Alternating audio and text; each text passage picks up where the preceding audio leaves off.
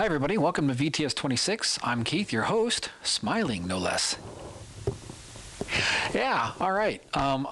Pink wall, touching. Yeah, that's fantastic. I like the pink wall. So anyways, welcome to yet another installment of the video tutorial service. This for April. Wow, time's flying. April 2006. So, wow, I'm a year behind, 2007. Boy, I don't know what I'm talking about, do I? All right, anyways, good to have you guys. Those of you who are new, I'm usually not this forgetful as to what time of year it is. Those of you who have been around, you know that I just spoke a lie. Okay, good to have you guys back. This month, we're going to get right into it. We're going to take a little bit of a technical side break. We've been talking a lot about process of how to clean things up, post-blocking breakdowns, and all that other stuff.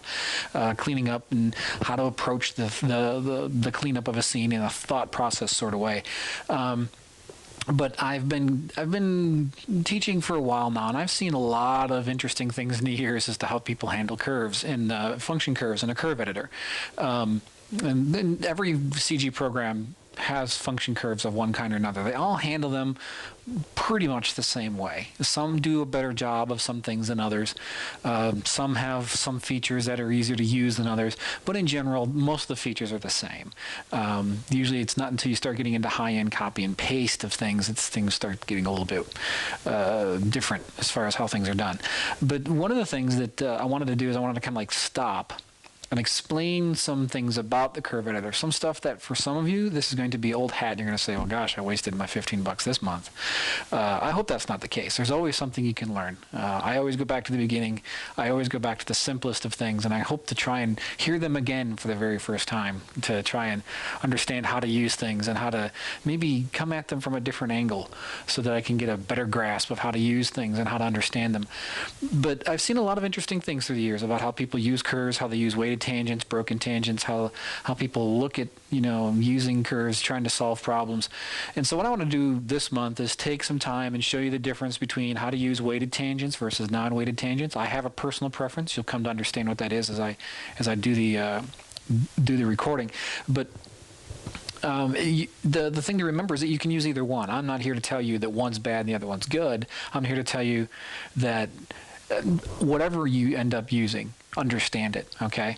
And that's really what I'm going to do, is point out the differences between these things and also some basic principles about how I approach cleaning up a scene. There are certain things like smoothness of flow of line, redundant keys, tangents, and how to handle them and how to work with them, how to change things and build some predictability into the work.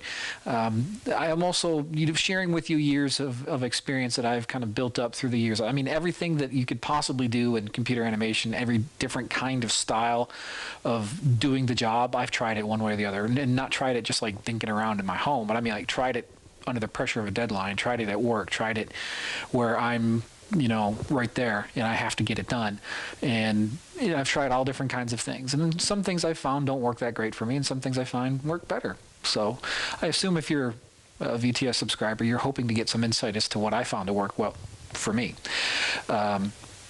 So aside from I just wanted to take a kind of a break. We're going to continue on after this. We're going to start talking about some other finer aspects of cleanup and some polish, how to use details on top of a steady base, and then we start moving into facial animation, which I know a lot of people have been asking about.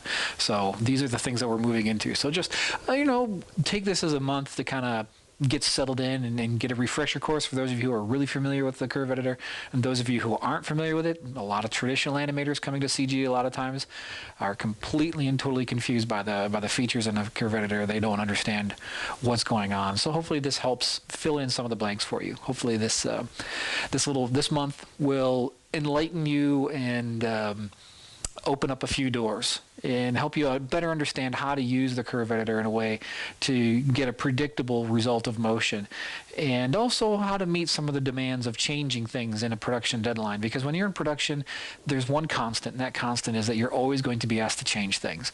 And if you have a way of working that is a low stress way of working, you can meet changes without any problems at all. You can just take them on and say, okay, I can do that for you.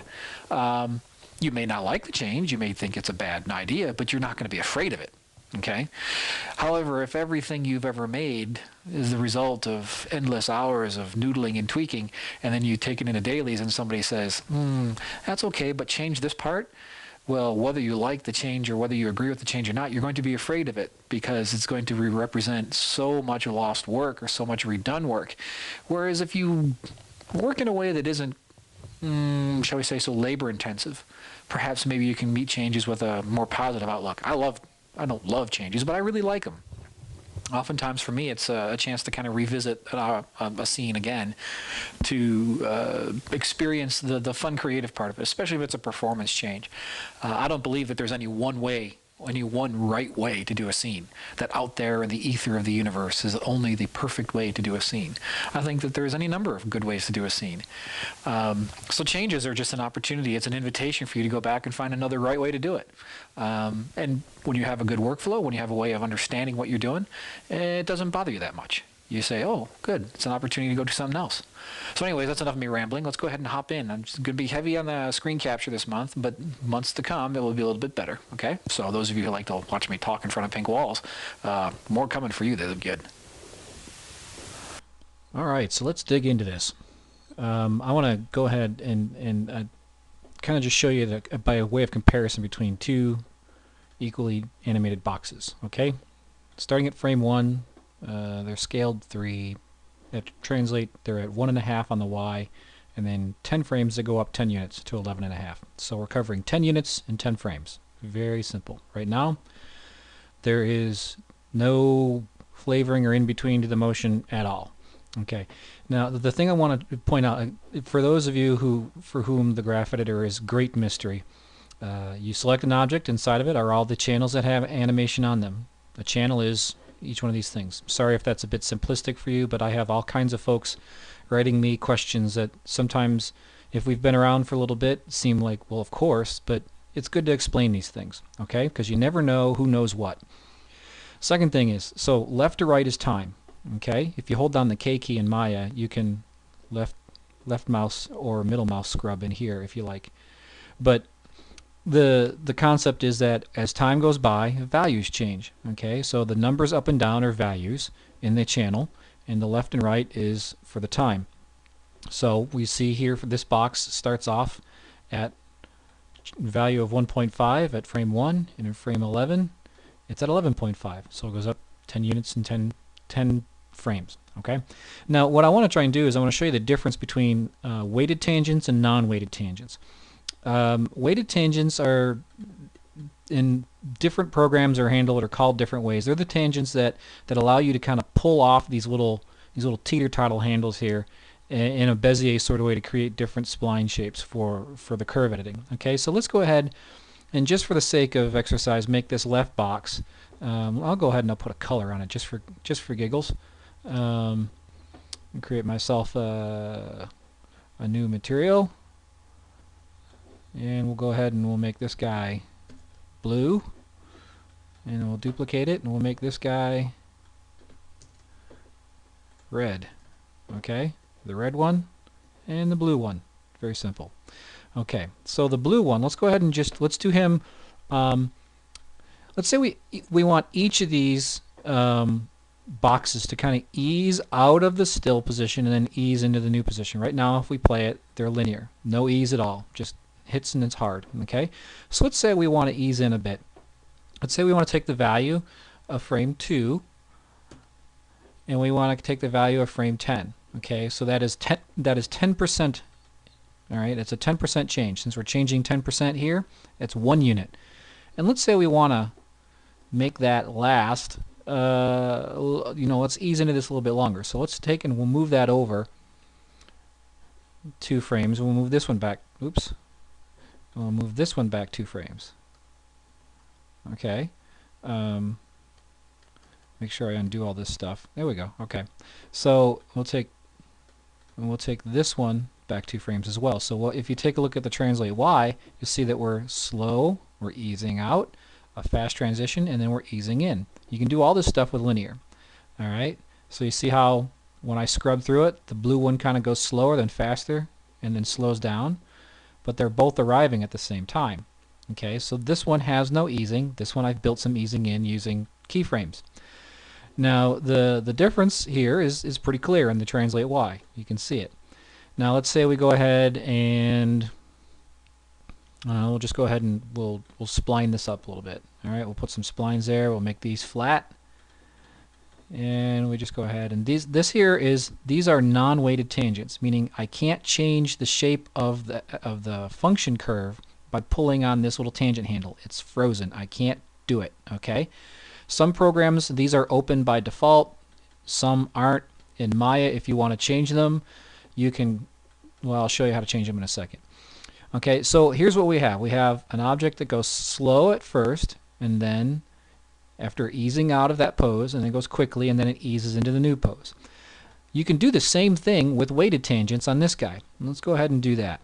Let's take all these curves, and in Maya, right-click, you choose Curves, and choose Weighted Tangents. Notice it changes the shape in the style of these tangent handles. Now they're much longer.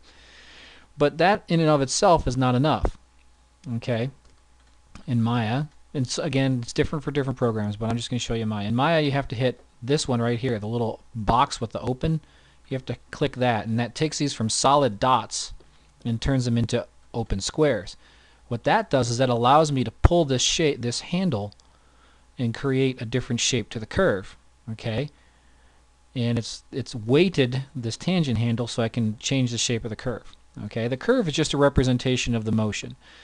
Another thing you'll notice though, and again this is different in different programs, but in Maya, as I pull this, notice it's mirroring its activity on the other side. So the other side of the handle is longer as well, and as I pull it up or down, the other one's kind of teetering off of it. So what you need to do if you want to have this completely separate in Maya is you need to do, beyond just opening them all up with this, you also have to click this one right here to break all the handles, and that turns them into blue and into brown. Okay, the blue and the brown. So we take that side and that's already open, and we break that.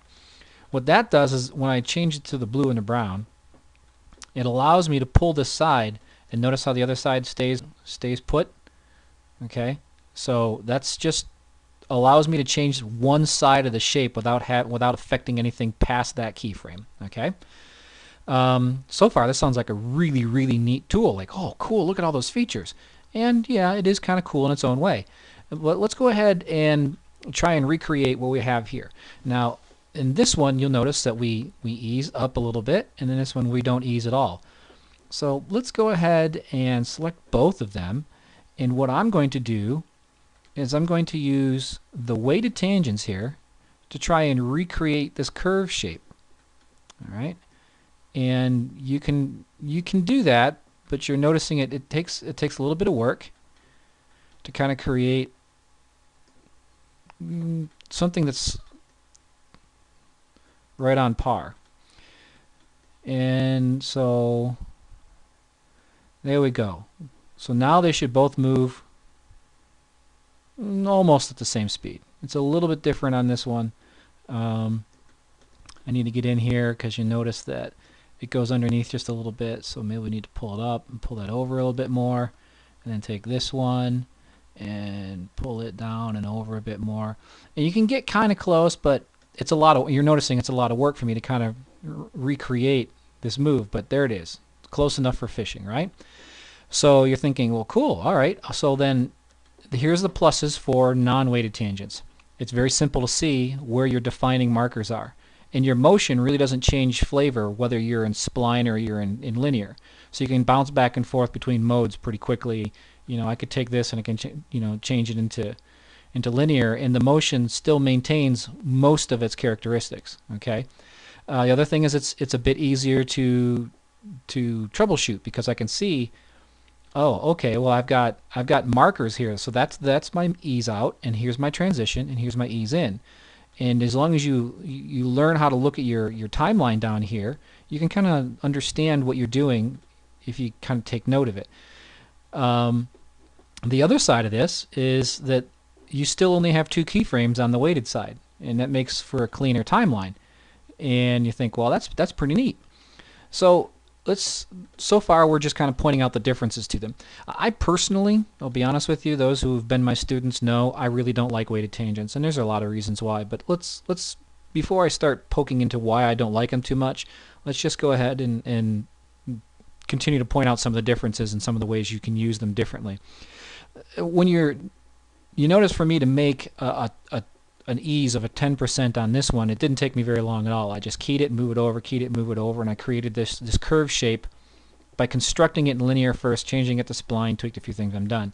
This one required a lot of noodling to create the same shape as this, and it's not quite perfectly the same shape, but close enough for fishing. Okay, so now let's say you get a note back from a director and says, well, I want you to change that. Oh, okay, I got to change it.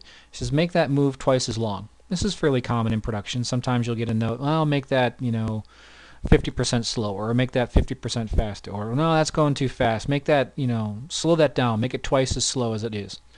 All right, so let's go ahead and we'll mark out, we're going to move this out to, well, I should probably make this at 22. So hang on a second while I change my settings here to be able to mark this out to 22 frames instead of 20. Okay, so I've made this out to 22, which is twice the length of 11. Okay, well, it's actually only 10 frames. It goes from 1 to 11, but we'll get close enough. So let's take both of these and let's go ahead and, just for the sake of giggles, just highlight these and then scale them out. Okay, so we've scaled them out. So what we should have now, if we select both of these, we should have a key at 1, 6.99. We'll just snap that, make it 7. Okay, 15.000. So let's go ahead and snap that and just make it 15. And then another one at 20.99, which we'll go ahead and snap that and make it 21. Okay, so we've pulled that out, and so far so good. Okay, this has been pretty handy. And in this sense, weighted tangents used to be in some programs. It's been better in recent years because programmers have improved things, but it used to be these things did not maintain their relationships at all. They were terrible. What you would end up with, not saying, and if your program still does this, then it's a weakness in the program, but sometimes you would end up with the tangent handles wouldn't adaptively change their shape to maintain the overall curve positions. They would just stay the way they were. And notice how if I take this one right here with the weighted tangents, if I pull this in, you do kind of, as you scale things, it's fine. But if you move things, it's not so fine. Notice how this isn't changing, and that's really where the difference comes. If you scale things in Maya, it behaves relatively well. Okay, but let's undo this all the way back to the point where we were scaling it and snapping everything. Okay, undo, undo, undo, undo, undo, undo, undo, undo, undo, and undo, and undo, and undo. There we go. Okay, so we have this shape right here, and we have the curve handle that's about this long. If I scale things, works fine. If I go ahead and I just take and I move these keys to 21, notice how it did not scale the tangent handle. Okay, this is a problem. We take this guy and we move him out to, say, 15. Take this guy and move him out to 7. Okay, now what we have is the motion's changed. What used to be even is no longer, what these guys used to be the same, but now they're not the same. Meaning, what does this mean in practical reality? It means if you went through and you polished this guy using non-weighted tangents, or non-weighted tangents, it does tend to muggle things up there a little bit as well. So just do a little tweak and a little tweak, and it's 2 seconds to fix it. Okay, and that 10% move that you wanted, that 10% ease across the first 30% of the move is still there, and then a quick move. So the nature of the move is is pretty much the same. Okay, what happens with this guy, because you had polished it out and you had created all of that easing with these tangent handles, now that's been, if you move the keys around, that's been not destroyed, but it's been so significantly altered that you have to practically go back to the beginning of it and go through this little dance again, where you again try to recreate that curve shape as closely as you can to kind of get things where they want. And you think, well, gosh, that isn't that much difference. You know, it isn't that much work. And you're right. On something that's simple like this, it isn't that much work. But imagine now that we have keys on lots of different channels, and we have to change all of them. So let me show you another thing here. Let me go ahead and show you another guy I had, and I will go ahead and turn him on. And here we have lots more channels that are animated. Okay, so we go through and we take all these things and we flatten them out, and let's say we take all of these and we make the curves weighted tangents, and we open them up and we break them. Okay, and we take all of these and we pull that out, and we take all of these and we pull those out, and we kind of create a ease in, ease out sort of thing. Okay, now if I pull this key here and I just move it off, well, the shape of the curve has changed. It's no longer sharp like it used to be. Okay, it used to be sharp like this, but now it's not. Now it's softer. That's because by not scaling it, I now have to recreate all this stuff. And that's fine if you can just do it to all of them at the same time like this. But it's pretty rare that all of your channels and all of your controllers are going to have the same tangent kind of handles the way you built them. You're going to have different kinds of speeds to them. So to me, it's always been a lot more work for me to go in and take something like this and make sure it's working on all the channels. The other side of it is that with the fewer keys, if I have a problem here, let's say I have this guy does this. All right, let's say let's do it something really noticeable. His translate Y. Let's say his translate Y just has a problem. You know, you're like, oh, that's cool, but what if that's not what you wanted? Well, if you're not looking at the graph editor and you see it moving and you select this guy and you're like, what key is causing that? There is no key causing that. It's the curve, but you can't troubleshoot it just here. So what you have to do then is you have to go and look inside of here and say, all right, well, what's causing that? Is it translate X? No, because it's moving sideways. Is it moving too far sideways? I don't know. Was it rotating too much? I don't know. So you kind of do a hunt and peck sort of thing, and then you finally come across it. And if you're not careful, this looks an awful lot like these. And then, oh, are you good enough to notice this?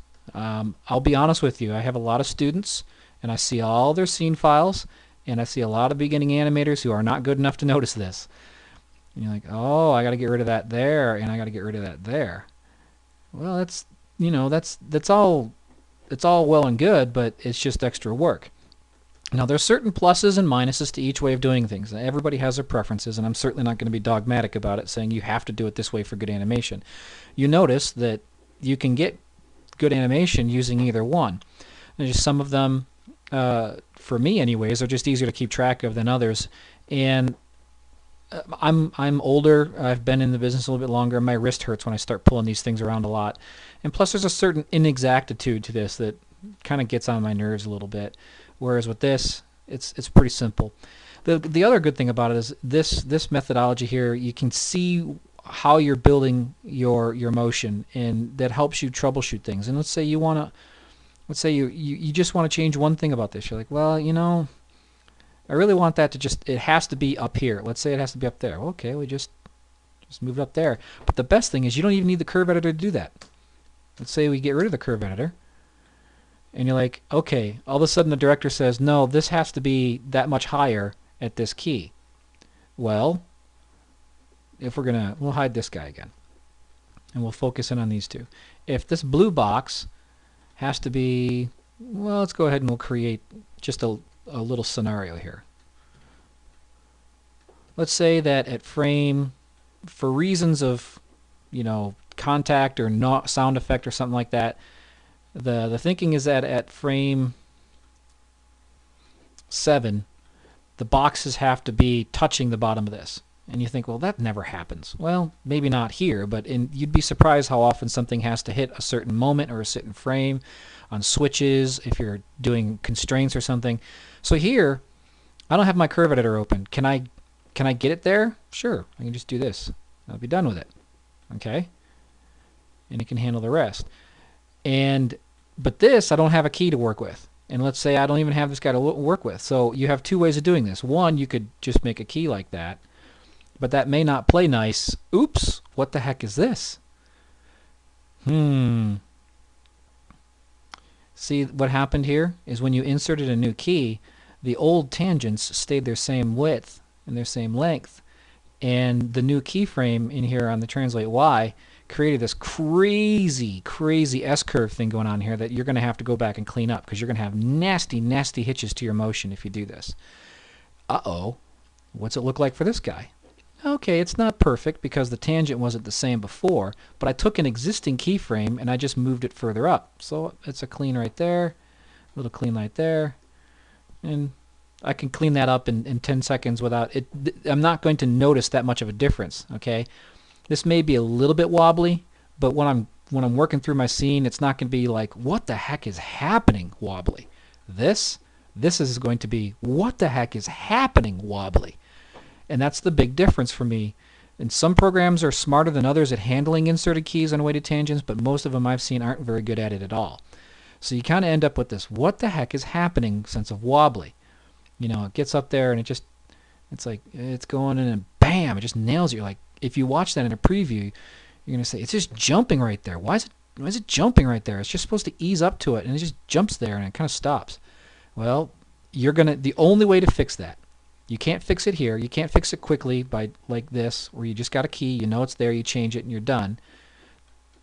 If you insert a key here, the only way to fix that weirdness of the motion is you have to go into the curve editor. You have to find the offending thing. You have to change it. And not only that, you can't just change one of them. You have to change all of them. Okay, that. And let me take this guy and I'll make him weighted, and pull him in, and take this guy and pull that back. And notice how this just snaps and wobbles around. It's crazy. And okay, I can sort of get that. Well, let me break it so I can get that straight. Okay, and then get sort of like that. And then you're kind of close, but then you're like, well, but then I have to kind of do this. And, it's just that the motion becomes very difficult to edit. It's like, well, it's got to ease out a little bit, so I can pull that way back, and then I can kind of sort of do this, and I can sort of do that. And you're not dealing with this one keyframe anymore. You have to deal with everything surrounding it.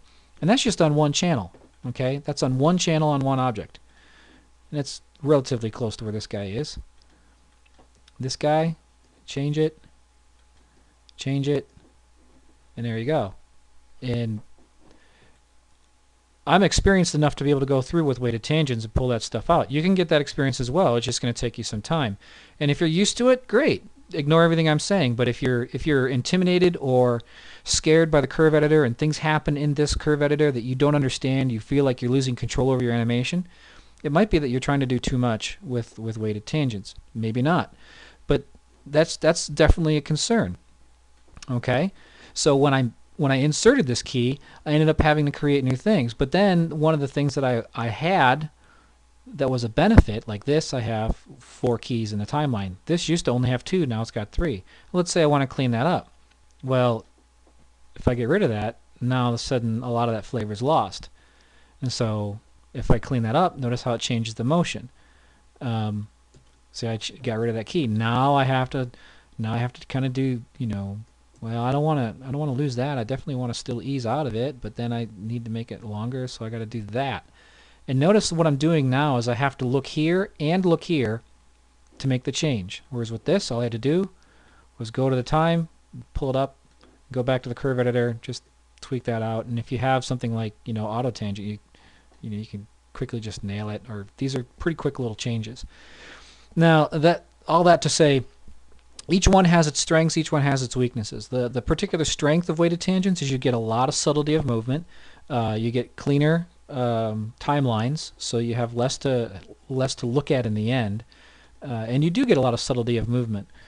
One of the problems, though, as you're noticing, is it's a lot of work to clean things up when they change. And I used to use weighted tangents, and then I got tired of wasting a lot of time cleaning up curves, because whenever I'd move something around, I ended up changing the nature of my moves. you know, and changing the nature of my motion. Let's say I take this and now I move it back here, and now I got this crazy. At 7, it's no longer hitting at that frame, so I got to go back and clean it again. So let's show that. You know, let's take a look at that as an example. So you got this, and the director's like, okay, or your supervisor says, okay, it has to hit the blue box at 7, but your move takes too long. So it has to be there at 7, but make the last half of that move not quite as long. Okay, so we move this back, and we move this back. All right? Well, we're no longer hitting the box at 7 on the weighted tangent one, but on this one we still are. Yes, I have to go back and clean up the curves a little bit. You're going to always have to go back in there and clean things up for smooth motion. But that is a lot simpler than trying to solve something that is so far off like this. In this, again, when I look in the timeline, I select the object, I have no key to work with. All I have is just this representation of motion down here. So then I have to kind of go back here and, okay, I'm wise enough to know how to make that work. But notice how it's just not the same, and it takes a lot of finagling, a lot of work. And if you have a lot of precise animation to work with, weighted tangents will drive you insane. At least they drove me insane. But go ahead and use them if you're comfortable with them, and if you like them. There's a lot of ways people animate that I don't really think works well for me, and you know, you're more than welcome to seek out information from them. I'm pretty well versed in just about all the different ways you can animate on a computer, and I have my opinions about which one are which. I generally tend to like something that's easy to solve and it's easy to change, because what happens in professional animation is you're always asked to change things, and so I've settled on a way of working that's easier for me to work out the changes. Okay, and it's important to be able to work out the changes. And yes, I could go ahead and I can, you know, fix this and stick another key in there, but notice what happened to the curve down here. All of a sudden I'm introducing these wobbles again. And so then I have to kind of, you know, straighten that stuff out. And like I said, works fine if you've only got a few channels. If you've got stuff happening on every channel, then you end up having to dig through every single one of these curves on every single controller on the character to make it all play nice, and you end up with hitches. And this is what happens a lot of times with younger animators, is I see them trying to fix things, and this is just a general rule of thumb. I'll see stuff where I'll see curves that look like this,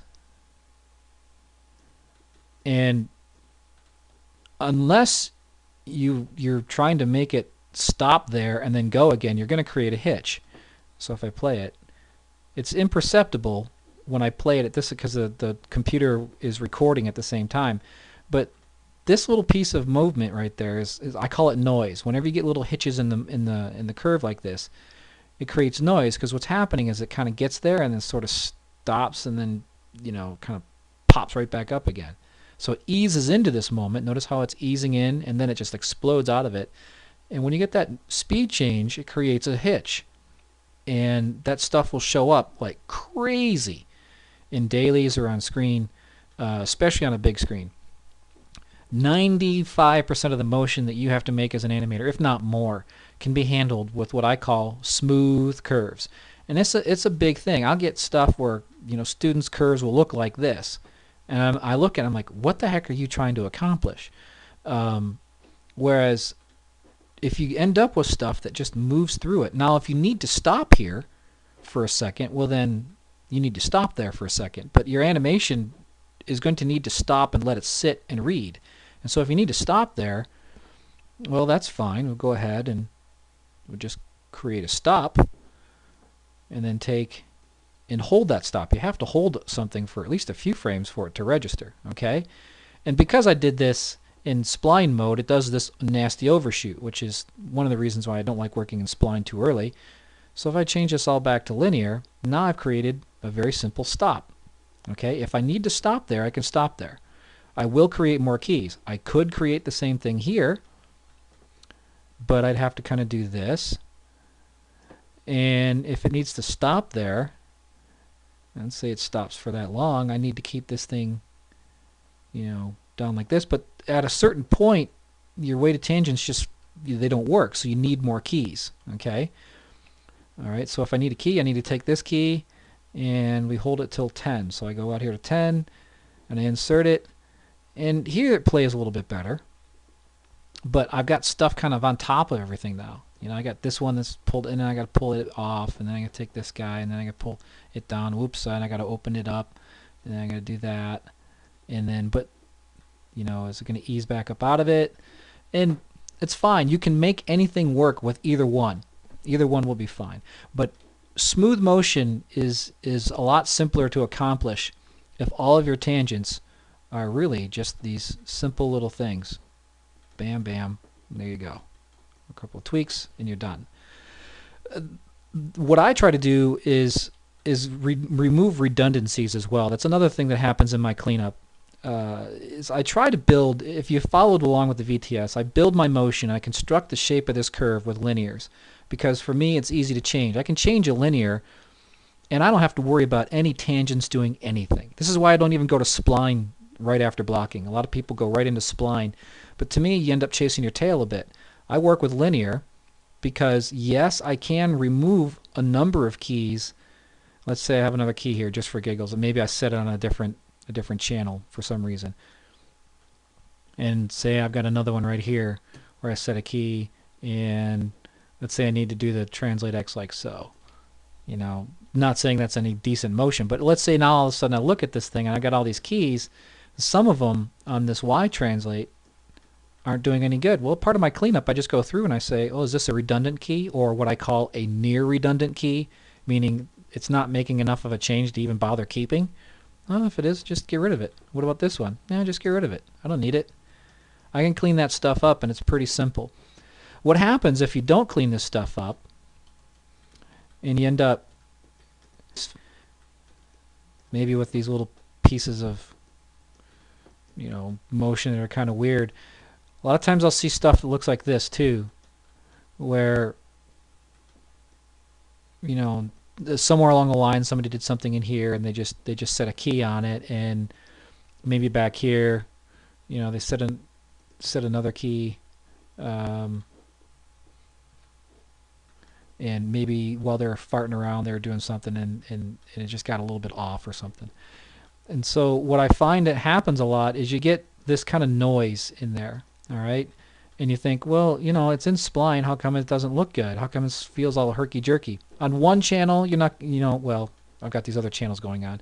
But what happens, though, is if you have a lot of these little jittery things across all these channels, is it's like noise, you know? It just ends up making things feel a little bit weird, okay? And a lot of times when people do things, you know, block out too much, they put too many changes in there. And they feel like, well, I put this in there in my blocking stage, so I really should keep it, right?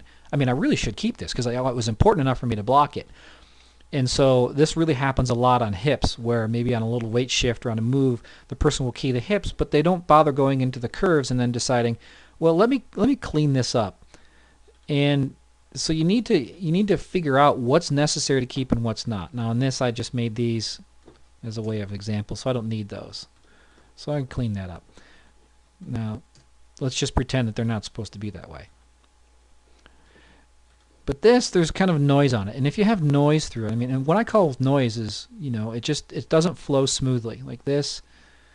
That's a keyframe that's really not doing anything. I can get rid of it, and notice how the change is the same.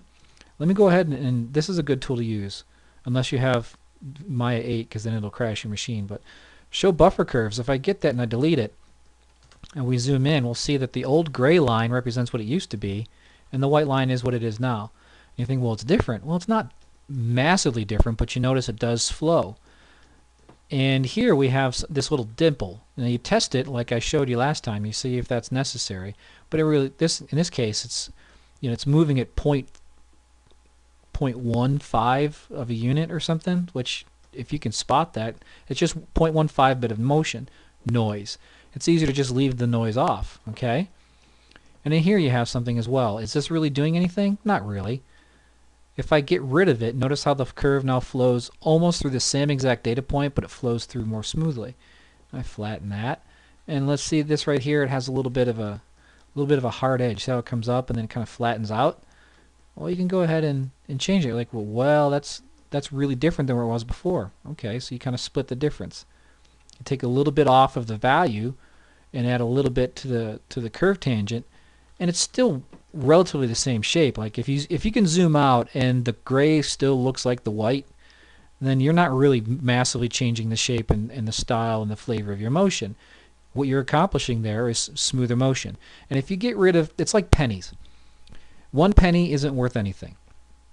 But if you save 1,000 pennies, you got yourself $100. Now $100 is something, right?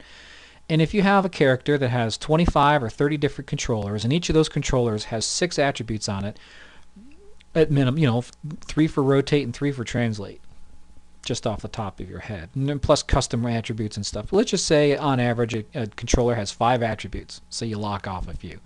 So you have 5 attributes times 30 controllers. Well, that's 150 channels. And if each one of these little pieces, these extra keyframes in here, represents a penny's worth of noise, well, now you got $1.50's worth of noise, on each of these keys, and that starts adding up. And as you play that across the scene, if you get rid of 6, or if you get rid of 10 redundant keys, you've just taken $10.50 worth of noise right out of your scene, and it ends up looking better. You think it won't make a difference, but it does. It makes a huge difference when you clean up your curves. My curve editor for my scenes usually looks this clean. It's just because you get rid of redundant keys, you make the data flow smoothly through these various data points, and it's a plus. What the computer is really good at is smoothly handling transitions from data point to data point. You don't trust the computer to handle that completely, so you craft it by putting the keyframes where you want.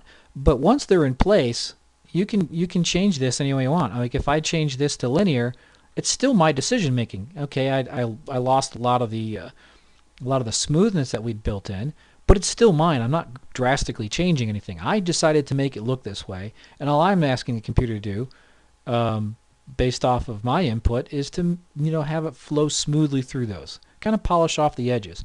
And that's kind of what CG animation is really popular for these days, is very smoothly moving between these data points.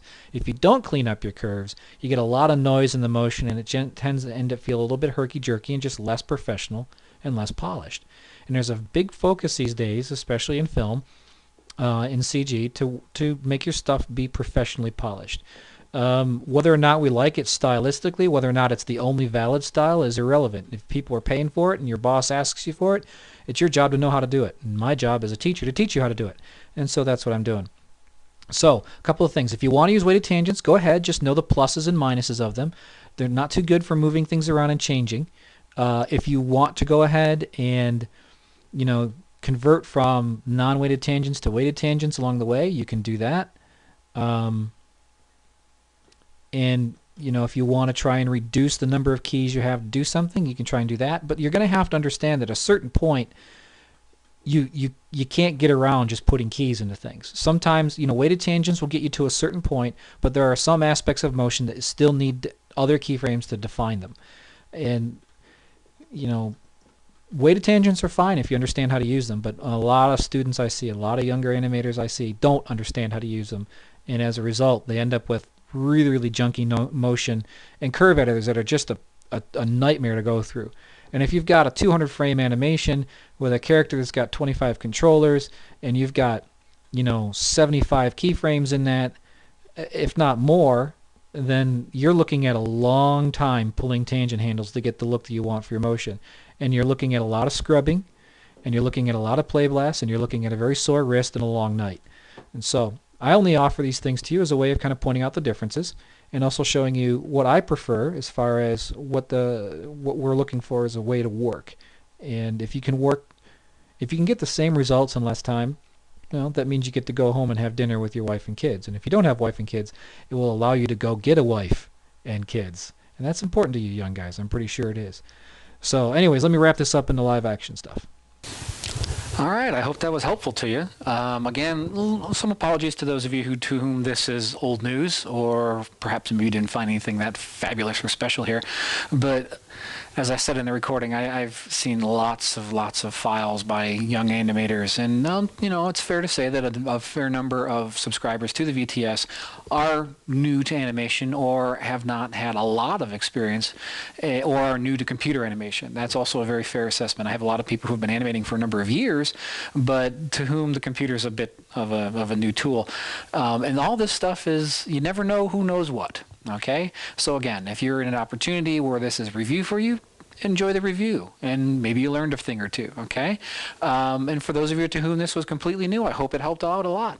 All right, I'm thrilled to be able to do this for you, pink wall or not. But it's a lot of fun. I enjoy doing these. I enjoy getting the emails back from people. Every week I get probably 1 or 2 emails from a subscriber saying, "Boy, that really helped me," or "Wow, I was just watching through some old videos and I came across this one in VTS 18 or whatever, and it was really like an aha kind of moment." And that's really fun for me to hear. I enjoy hearing that because it tells me that, well, I'm doing my job. I mean, you guys are, you do pay, and I do have to provide at least somewhat intelligent representation of teaching about animation. And it's always good to hear back from folks to say, "Yeah, Keith, that really helped," or "Wow, that really made a difference." I don't often hear from people saying, "Boy, that really stunk." Maybe it's because you don't want to hurt my feelings. I don't know. Maybe there's more of you who say that than those of you who say that was great. Either way, I'm thankful that you're a subscriber. I'm thankful for what you're allowing me and my wife and to do. We've had some pretty interesting things this year happen with our filter project in Brazil, and had some other partners jump on, and we're really starting to see the thing kind of ramp up. So, but you guys are the seed. Okay, you guys were the guys who allowed us to get started in this.